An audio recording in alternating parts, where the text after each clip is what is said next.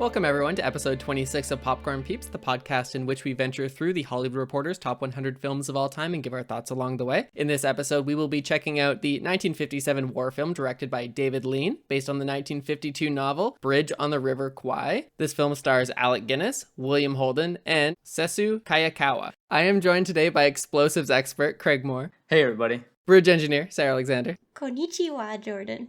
And Jungle Commando Chris McMullen. Hi everybody. What are your first impressions of Bridge on the River Kwai? I like this movie. This might be an unpopular opinion, but I thought this movie had a lot to say, especially based on the time in which it was released. I agree, but I think that it could have done so in a more, I'm going to sound like Chris here, historically accurate way. Like, I get that this is not a documentary, and I get that it's trying to show the futility of war and showing it through these three different men and their lens and the futility around each of their storylines. But I think having the background of the brutality of this camp would have been better. Chris's ego is going to be way too inflated. I think that's what I was looking for, just something more historically accurate here. How about you, Mr. McMullen? I liked it. Just like Sarah, I could have done with more torture.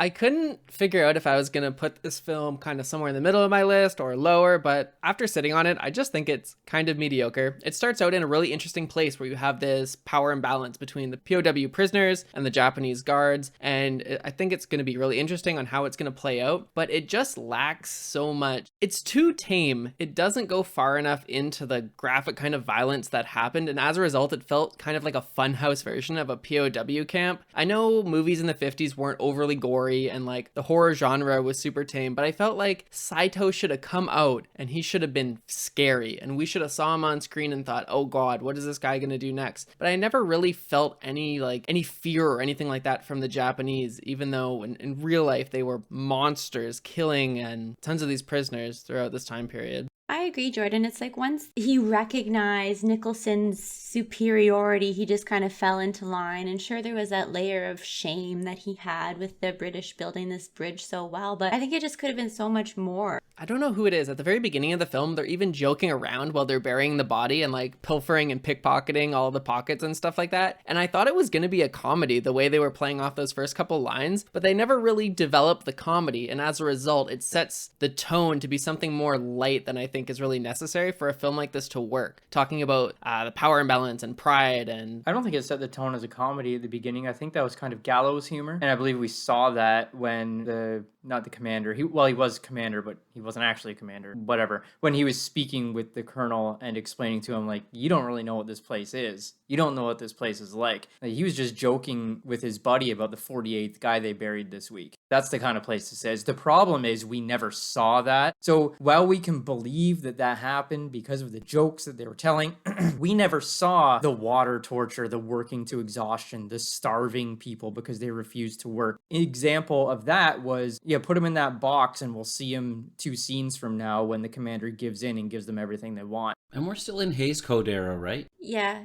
They couldn't show that kind of... How messed up Alec Guinness was after his time in the box. That was probably as far as they could go. That would have been considered shocking at the time. And they did allude to the caning. Yeah, they alluded to the caning when they brought the sticks in and then carried him out and put him in the box. But I feel like they could have done more, I feel like. And yeah, from a modern context, it seems too tame to really have an impact when a lot of the media we're exposed to is so much more extreme. Like, Chris and I watched Black Sails the other day, and they ran this guy under the ship against the kelp and the barnacles as a punishment for being a pirate. And Chris and I were sitting there like physically fucking uncomfortable watching this guy get tortured. I feel like that's some of the energy this film needed to really excel. Compared to like if you have like your Band of Brothers or even Saving Private Ryan, how they tackle war and how they're able to now, it just seems so much more, I'm guessing, realistic. I have never been in a war, but this did seem so tame, and maybe that is to just so your attention is really on the futility of the individual storylines. Well, the good news is that when Disney buys the rights to this film and remakes it 2 years from now, this is a joke. Please don't actually do that. We'll actually find out what it looks like to see the Japanese commander cut someone in half with a sword because he looked at him the wrong way. Saito, I think he is there as that banality of evil, that bureaucratic, doing the job, not like Himmler or Goring or something like that, but just a dude who's there and his job is to get this bridge done, and he'll do it however he needs to get it done. He doesn't have any real drive because of something. It's just, that's my job. I'm here in Thailand and I'm gonna build this bridge. He was kind of a prisoner in his own camp. Yeah, his whole life depended on it. He was willing to kill himself if this bridge didn't go through. Him just calling it a job, I don't think so. I think he was very concerned that his honor was on the line, and he was willing to sacrifice himself if he had failed this cause. But that would be the same if he was working in a paper factory. Yeah, I don't think he was like ideologically driven to build a bridge. Yeah. No, but he was ideologically driven to complete what he was assigned to, regardless of what it was. It just so happened to be a bridge. Yeah, he's ideologically driven to help Japan succeed in the war, and that is one of the means to do it. See, I don't even think that. I think it's just this is my job. I don't think so. My job is to do this. I don't think he's I don't think so. I don't think he's just clocking in. It seemed like he kind of was, because my issue with him is that he was like Hans Gruber. He was a monster who wasn't monstrous enough. Yeah. He was a lion with no claws. He was a shitty human stuck with or straddled with middle management responsibility. The difference between him and Hans Gruber, though, is Hans Gruber chose to be there and chose to do the things he wanted to do. This guy was a victim of circumstance. He was stuck in this labor camp with a job to do, and if he didn't do it, then he was to kill himself, and they would find someone who would. Yep. My problem is that makes a film that doesn't really excite me in a lot of ways. And I was thinking of like, what would I do to change the villain? You couldn't even really fix him if he was an SFB, because then the plot falls apart because he can't. What's an I SFB? don't know what SFB means. Scumfuck bastard. But you can't make him an SFB because then there's no way for the British to end up collaborating with him because they look at him and they're just disgusted by the demon that he is. And so I think the way to make this film better, or at least to me in my eyes, and make the villain, quote unquote, better integrated in the story is really focus on the balance of power. It feels like as soon as Saito can't fix the bridge, he keels over like a dog and lets Nicholson pet his belly and give him treats while Nicholson just takes charge and rules the whole shebang. I really think there should have been a greater focus on trying to maintain control or authority over the workers or the production or something like that, at least to give us a little bit more tension in the situation. It seemed very overly simple. So my opinion is that Saito is not actually the villain. He's not a bad guy in this story. Alec Guinness is the villain. The war is the villain. And the three men that we watch, it's just three different stories of men versus the war. I think it's men versus themselves. Sure. Well, I mean, what is war if not a reflection of man? Civil war. When you talk about the villain and making him a Shredder from Ninja Turtles, psychopath, SFB, I don't necessarily disagree with you, but I think war kind of is an SFB. So if you ever watch this movie again, Jordan, I would challenge you to watch it with Saito not as the villain, but yet another victim of the war. I mean, that's probably the best lens to view it under. I think really if you look at what happens to Nicholson a little bit later, you realize what the filmmakers were trying to do and really not necessarily showcase hero villain, but just show how pride and authority and power distorts judgment. And this is just the setting they've chose to put it in. And so, yeah, you're probably right on that one. Again, I still think a bit of a power struggle would have made the dynamic between Nicholson and Saito more interesting to watch from like a viewing perspective. I agree. The way I read that whole relationship was this colonialist British superiority, right? These guys don't even know how to run their own prison camp. Let me show you how it's done, right? So you know what's beautiful about that view that the British colonialists come in and teach the Japanese how to build a bridge, while the Japanese are currently in the process of conquering and colonizing Thailand. So the OG colonialists need to come in and show the new colonialists how it's done. That's right. No, that's not how you colonize new land. Let me show you how to take advantage of people who've been living here for thousands of years. Look at these shitty colonialists, only been doing it for a week and a half. Part of that whole thing, though, is another reason why I think the movie is kind of The fact that Nicholson gets so involved in this bridge project and so proud of it that at the end he's willing to to fight against his own people to preserve this stupid fucking bridge, I felt like was absurd. And maybe it was hyperbole to showcase this extreme form of this event, but it just took me out of the experience so much that even if the message was about corruption and authority and war and purpose purpose and how it can be so easily shifted. I just felt like the absurdity of it made it kind of a moot point anyway. I don't think that part was absurd because they build off of it on the scene where it's just Saito and Nicholson on the bridge together, and he's complaining like, I haven't been home except for probably 10 months in my whole career, and I have nothing to prove for it. Now all of a sudden he has this bridge, which he's overcome a lot to be able to build this piece of infrastructure. He's gotten captured, he's fought all these wars, and he was able to retaliate against the Japanese commander and have this piece of work built. And that's why he gets the plaque put on. So I think it just becomes something that is his legacy, and he'd probably pilgrimage to it, like, come see the bridge Daddy built if he had gotten out of it. It's just overwhelmingly narcissistic. Not even, like, sure, narcissistic, I don't think it is, but man. No. Once you get to be in a certain age, you start to look towards the legacy you're going to leave behind. And this is an old man. Like, Nicholson is probably in his 50s in this movie. I think the character is probably in his 50s. So he's getting towards the end of his career. He's getting towards the end of his life. He's probably lived through, this is probably like his third war. So it would have been like, probably like the Boer War, World War I, and World War II. And like, this is his whole life. And his whole life has been nothing. It's been blowing people up and killing people. He's built nothing of value his entire life. And this is his one chance in his entire life to build something that might stand the test of time. I agree. And I totally get that. And it totally would consume him, right? Like you have this objective, some way to leave a mark, and you lose sight of everything else. That isn't just the body count Yeah. in your rear view mirror. It's not even just that. Like, he has something. He comes into this with such a noble cause, stands in front of Saito and says, no, you're in violation of blah, blah, blah, blah, blah. He's clearly a righteous man, and his followers respect him. Clearly done well in his life to gain the respect and the understanding of his comrades and build this moral code. To think he has nothing. Yeah, but Jordan, when they die, who's gonna remember him? Oh my god, that's such a toxic idea of legacy. But that's how humans work. You want to leave something that surpasses you, that goes on. Yeah, something greater than yourself. I really hate to play this card because it's going to sound... I hate it when people say this, but I'm going to be the person to say it so I can hate myself. You'll understand when you're older. I love that that's coming from you. He's like 3 years older. And he got to use it on the only person he could say it to. That's right. Oh no, Sarah's younger. Yeah, I agree though. Yeah, you're still immortal. You haven't felt the cold fingers of death on your back. Oh my gosh. Just wait till you get shingles and need glasses in the same month, and you age in dog years.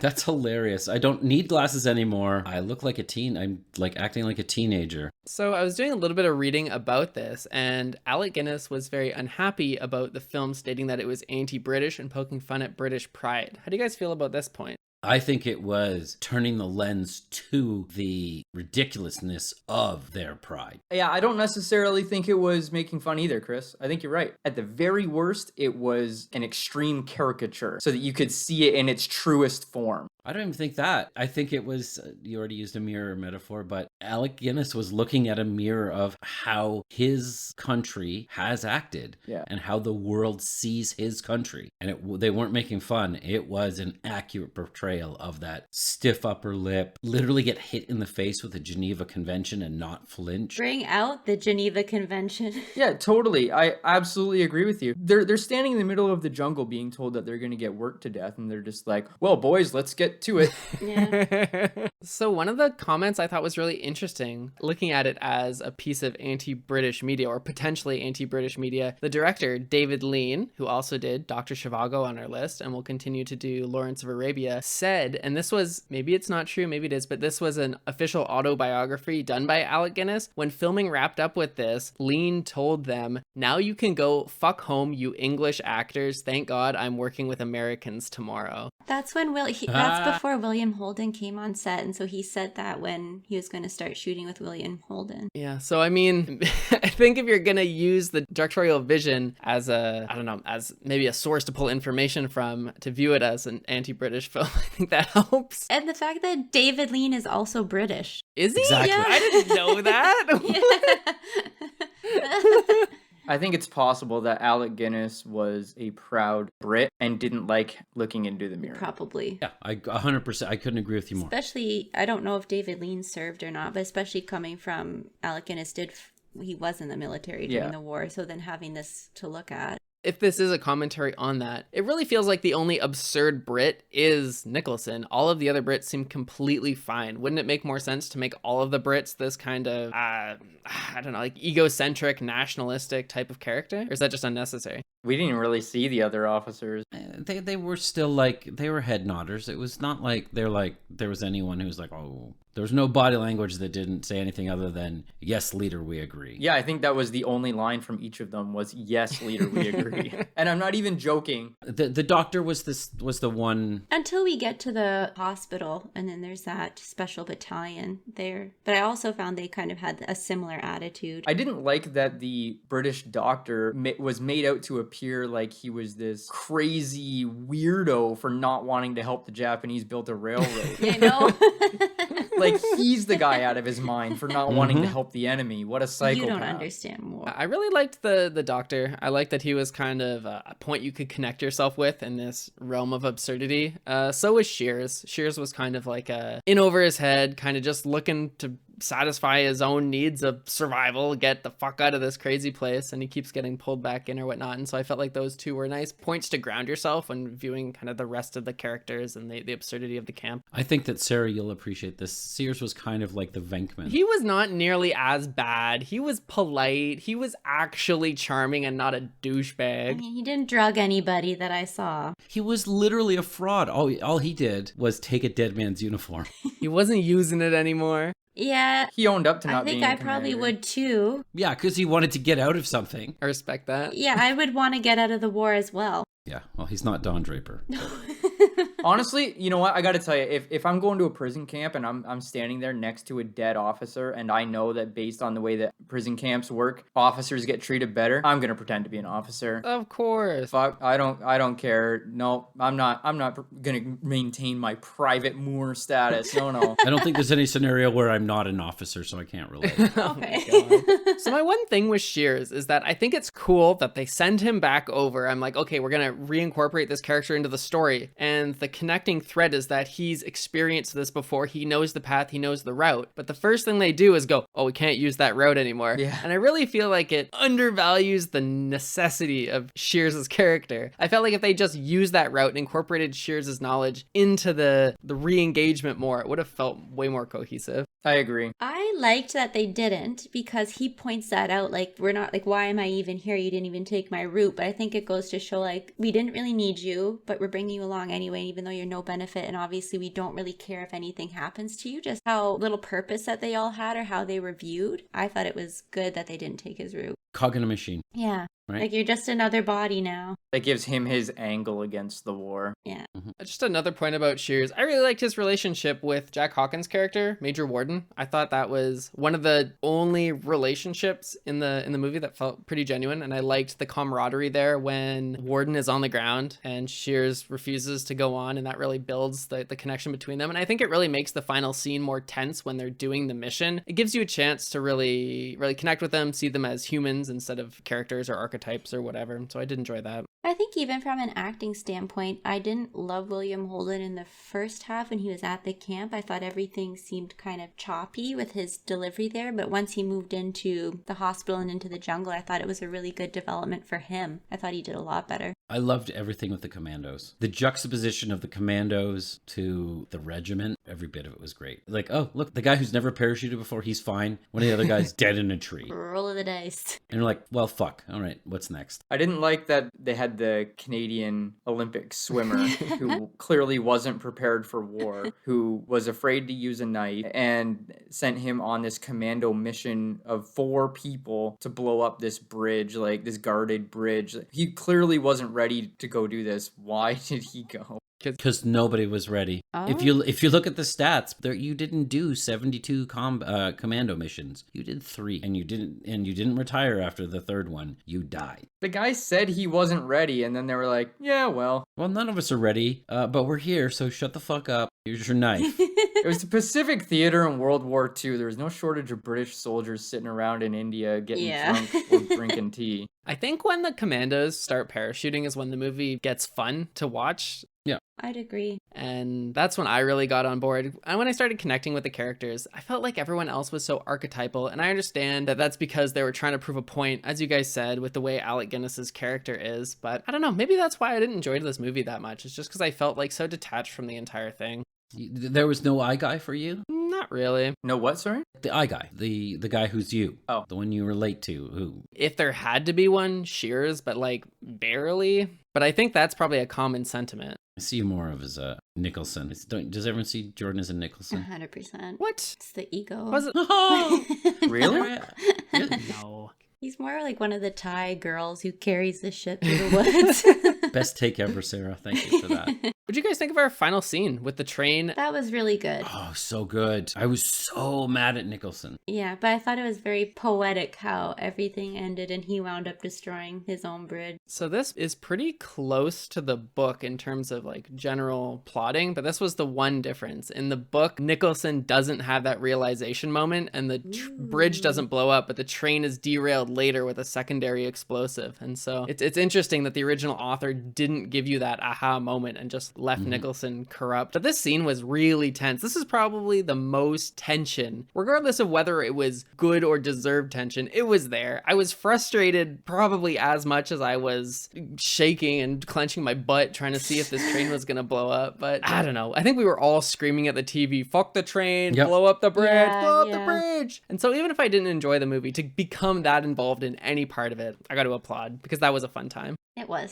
Yeah, I did not go into this movie thinking I would be so invested by the end. Chris, you fell asleep. Only for 2 minutes. In the middle for 1 minute. And then he was invested. In Chris's defense, there was a significant lull in the mid-game. Yes. Yeah, I was going to say, TBH, the part he fell asleep was the most boring part of the film. So, you know what? I'm going to give him a pass. Is there any special parts you want to talk about before we move on to music? I guess I didn't notice that I didn't know that the whistle was from this movie because I feel like you hear that in other movies. It was in The Parent Trap when they come marching in. Is that from this movie or is it another song? That's the origin of it. Yeah, it was written for this. To be honest, it was the only part of this the music in this movie that I remember. This was done by British composer Malcolm Arnold. He recalled that he had 10 days to write about 45 minutes worth of music, much less time than he was used to. And he described his work as some of the worst stuff he's ever done from his point of view and during that time. But despite this, went and won a Grammy and an Oscar for this soundtrack? What soundtrack? Because I remember it as inoffensive and underwhelming. And upon a re-listen, inoffensive and underwhelming. It was generic marching band. Nothing stood out. It was doing literally the bare minimum to keep it from being a dead silent film. And I think I remember like it would be silent during some of the tense moments, but then when something was ramping up, it would have that kind of stereotypical suspense, something's coming music. Suspenseful track.mp4. Yeah, generic. Yeah. But yeah, nothing stood out besides the whistle for me. Although I guess there had to be a film to make something generic. Maybe this was You know it. what I mean? Like there's a first time that something generic got... I don't know. I can't imagine that this was it. Before people recorded music for movies, they just played music. And so the generic origins are probably pre-film anyway. I'm just picturing like a bunch of cavemen sitting around a campfire and something rustles in the bushes and one guy goes, dun, dun, dun. Surprised Unga Bunga face. I had a fun fact. Do you remember the scene with the nurse on the beach that William Holden encountered? Yes. So that was only added to the movie because the higher-ups complained that there were no white women in this film. And so Oh my god. David- That's so gross. Thanks, I hate it. David Lean hated this, but he had to put it in. I thought, oh my god. We need representation only when it's to represent white people.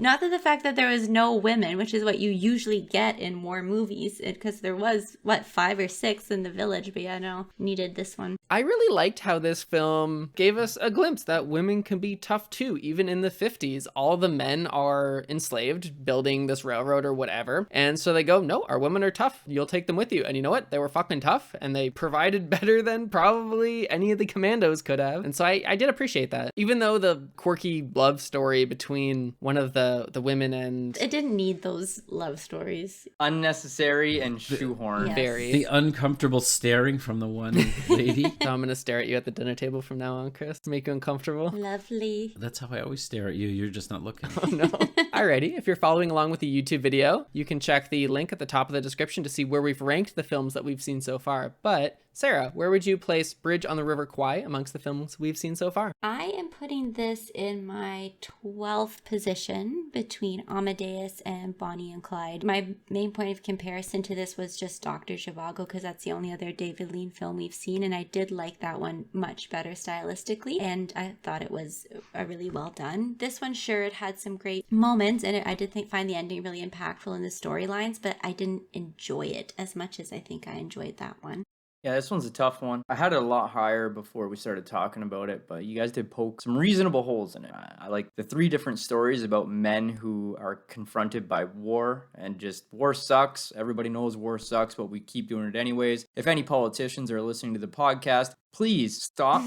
I'm going to put this one in 10th place below Beauty and the Beast and above 7, because love is better than war. So poetic. Okay, so this has actually moved up my list 3 spots since we started talking. I think I finally landed on where it is. And it is now in spot number 6, just behind 12 Angry Men, and it actually moved Reservoir Dogs down 1. Interesting. You have to look at it through the lens of the time it was produced. It showed me something that I hadn't seen there. It really underscored that ridiculousness of the multiple kinds of honor. Japanese general, he was going to kill himself because the bridge wasn't done, and Nicholson was just this character, but a real one. And the commandos were great. And then you had the American who all he wanted to do was just sit on a beach and drink martinis, and that was it. He's done with the war. He is out of here. And then they managed to talk him into doing one last job. Always one last job. For the boys. Just when I get out, they pull me back in. The different kinds of honor and how it destroyed all 3 of them. I am going to place this film a little bit lower at spot 23, below Deer Hunter and above Below Deer Hunter? I thought this was a worse war film and a look at war than what Deer Hunter gave us. Oh my god. Jordan. This is Jordan's hot take. Wow. What the actual fuck? I just thought when you look at what... Deer Hunter is the... You thought Ghostbusters was better than this? Ghostbusters is funny as fuck and has demon dogs. Terror dogs. Terror dogs. We've got a couple war movies now, or at least Deer Hunter was the one that sticks out to me most. The main character in Deer Hunter, looking at how war affects him, I thought was more powerful and more moving than war's effect on any of these characters in this film. Totally subjective. Again, I'm not a big history aficionado, and I don't particularly care about ye old British culture. I understand it was atrocious and it was terrible, but it's not a point of interest that really resonates with me. And so probably a lot was lost there. And so I don't... Deer Hunter is the worst movie I've ever seen.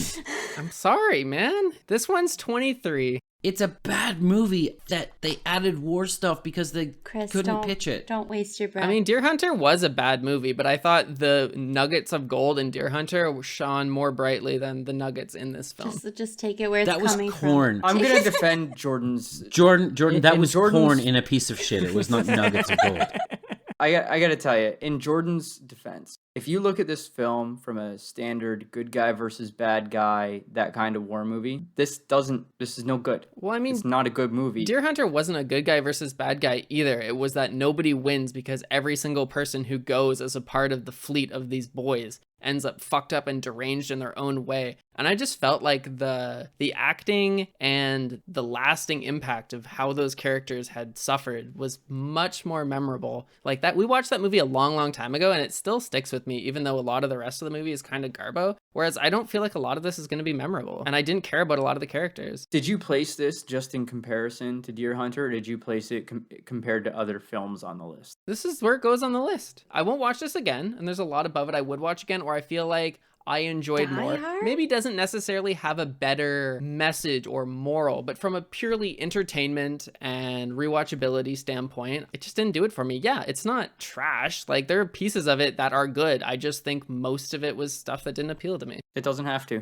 Nope. Art is subjective. Yeah, that is a true statement, but Jordan is wrong right now. It's fine. I can live with that. Chris, what are we going to be watching in episode 27 of Popcorn Peeps? We're going to be watching 1974's Blazing Saddles. Let's go. If you put your cowboy hats away from the Brokeback episode, pull them back out, because here we go again. Yippee-ki-yay! I'm really interested to see this 47 years after it was made, because I am afraid there's going to be some stuff in here that we're just going to go like, oh no. Is it worse than Ghostbusters? Yeah, I think it's probably going to be worse than Ghostbusters. Does it have terror dogs? Popcorn Peeps episode 27, the one where we get canceled. Yeah, we didn't make the movie. Where can our audience check it out? Unfortunately, there's no place where you can stream it with a pre-existing subscription, but you can rent it on Apple TV, Google Play, Cineplex, Microsoft, and even Amazon in HD. I don't think there's anyone who you can watch it in 4K, and I'm right.